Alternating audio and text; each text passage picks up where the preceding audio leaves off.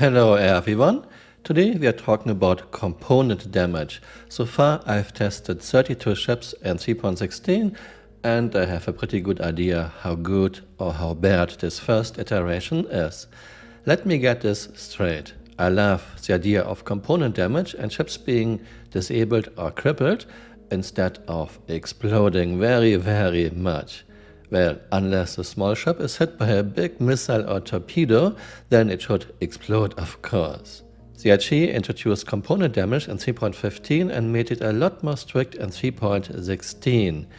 Component damage is the first iteration in Star Citizen and no one expects perfection. However, there are some things I expect from a plus $440 million project in year 10, and once again, CIG didn't disappoint. We have another very bad first iteration. Do you even plan CIG? Do you at least write down what you want and need for a first iteration and for the final state? I have my doubts. So what do we have? CIG couldn't even be bothered to quickly check hit points of components. Those values are at least 7 years old, while weapon damage changed a lot over the years. Yeah, this is something I don't get. I would expect that someone at least would have taken 1 or 2 hours to quickly look over the hit points and made some quick adjustments, or just use generic values for now, like you did with shields. A lot of ships have important components like shield generators in the same spot, so there's a high chance you lose both at once. Take a look at Gladius, Ares, and Redeemer, for example. Well, quite frankly, it looks to me like CIG put components wherever an artist could find a spot. And interestingly, this is not true for all ships and vehicles. For example, Nova Tank has shield generators distributed all over the vehicle, which makes a lot more sense. And some ships don't take any component damage at all. For example, Origin 300 series and 325A only takes component damage at her internal missile launcher. As a consequence, weapons with area of effect physical damage, missiles, torpedoes, Boeing C-788 gun, are wrecking components in 3.16. A lot of ships are shutting down in 3.16 with structure hit points still well above 90% because important components like power plants and coolers are damaged or destroyed. And this makes PvE and some PvP rather trivial at the moment.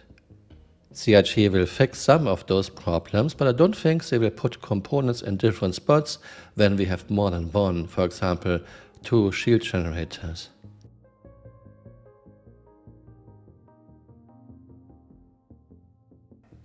And here's my 3.16 test data so far. You can see shut down, shut down, shut down, lost shield generators, power plant, low, coolers, low.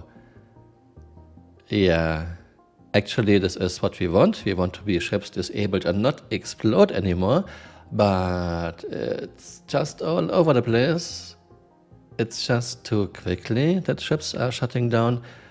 I mean, for example, Hurricane with structure HP still at 95% shut down, no restart. And like I mentioned, some ships don't take any component damage at all.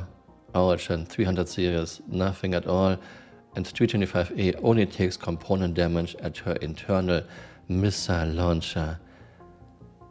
Yeah, even Hammerhead is shutting down with structure HPs at 99.40. Yeah.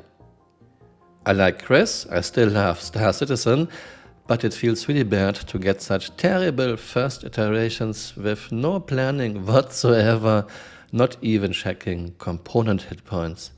Yeah, I'm not wondering anymore why things take so long and progress is so slow. Let me know what you think in the comments below and see you next time. Bye. Auf Wiedersehen.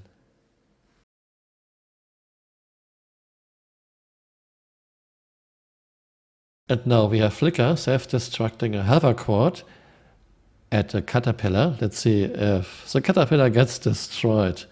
Okay, Flickr, it's your show.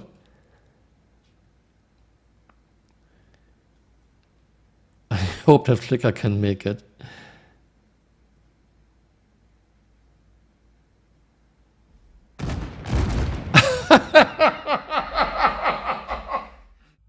Self-destruct activated.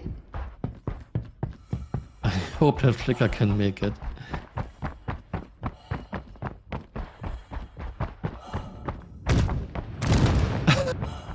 Okay, I can catch up to the caterpillar. Okay, I see a landing gear. Hey, you are still here. You might want to join me on Twitter. My Twitter account is Camural_SC.